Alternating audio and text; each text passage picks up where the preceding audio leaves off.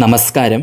November 11-ന് 5 രാശിയിൽ ജനിച്ച കുറച്ചു നക്ഷത്രക്കാർക്ക് മഹാഭാഗ്യം വന്നു ചേരാൻ പോകുന്നു. അതും വ്യാഴത്തിൻ്റെ അനുഗ്രഹത്താൽ. വ്യാഴത്തിൻ്റെ വക്രഗതി സഞ്ചാരം ആരംഭിക്കാൻ പോവുകയാണ്.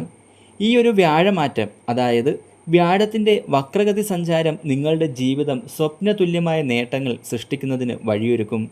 അങ്ങനെ പറയാൻ കാരണം, സാധാരണ വ്യാഴം ഒരു രാശിയിൽ ഒരു വർഷത്തോളം സ്ഥിതി ചെയ്യും. എന്നാൽ ഇക്കുറി വ്യാഴം മിഥുന രാശിയിൽ നിന്നും കർക്കിടകത്തിലേക്ക് പ്രവേശിക്കുന്നത് വളരെ പെട്ടെന്നാണ്. അതിനാൽ വ്യാഴത്തിൻ്റെ ഈ ഒരു മാറ്റം അത്ര നിസ്സാരമായി കാണാൻ സാധിക്കില്ല. വളരെയധികം പ്രത്യേകതകൾ നിറഞ്ഞതാണ്. നവംബർ 11-നാണ് വ്യാഴത്തിൻ്റെ കർക്കിടകൻ രാശിയിലേക്കുള്ള വക്രഗതി സഞ്ചാരം ആരംഭിക്കുന്നത്. അതിൻ്റെ ഫലമായി നിങ്ങളെ അത്ഭുതപ്പെടുത്തുന്ന തരത്തിൽ വലിയ നേട്ടങ്ങൾ ഉണ്ടാകും. വ്യാഴത്തിൻ്റെ സ്ഥാനം നവംബർ 11-ന് ഭാഗ്യഭാവത്തിലാണ്.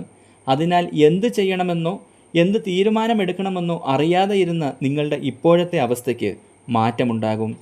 ഉചിതമായ തീരുമാനമെടുക്കുന്നതിനുള്ള കഴിവ് നിങ്ങൾക്ക് വന്നു ചേരും. ഇപ്പോഴത്തെ പ്രശ്നങ്ങൾക്ക് അനുകൂല മാറ്റം വന്നു ചേരുന്നതിനുള്ള സാഹചര്യങ്ങൾ ഒരുങ്ങും. പ്രണയിക്കുന്നവർക്കും അനുകൂല സമയമാണ്.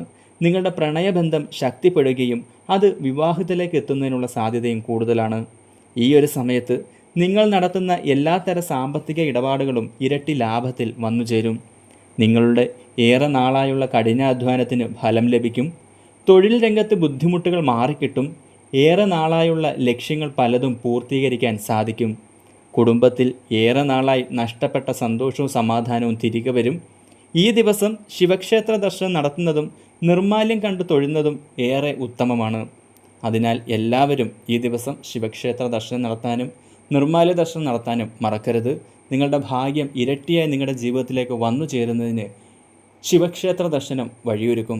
കൂടാതെ വ്യാഴത്തിൻ്റെ വക്രഗതി സഞ്ചാരം നിങ്ങളുടെ ജീവിതത്തിൽ സൃഷ്ടിക്കാൻ പോകുന്ന മാറ്റങ്ങൾ ഒട്ടും തന്നെ നിസ്സാരമല്ല. കഠിനമായി പരിശ്രമിച്ചു കഴിഞ്ഞാൽ ഈ ഒരു ഫലം കൂടുതലായി ജീവിതത്തിൽ പ്രയോജനപ്പെടുത്തിയെടുക്കാൻ നിങ്ങൾക്ക് സാധിക്കും. എല്ലാവരും വിശ്വാസപൂർവ്വം ഓം നമഃശിവായ എന്നൊന്ന് കമൻറ്റ് രേഖപ്പെടുത്താൻ മറക്കരുത്. നക്ഷത്രങ്ങൾ: ഇടവം, കാർത്തിക, രോഹിണി, മകയിരം, കർക്കടകം, പുണർദം, പൂയം, ആയില്യം, വൃശ്ചികം, വിശാഖം, അനിഴം, തൃക്കേട്ട, ധനു, മൂലം, പൂരാടം, ഉത്രാടം, കന്നി, ഉത്രം, അത്തം, ചിത്തിര.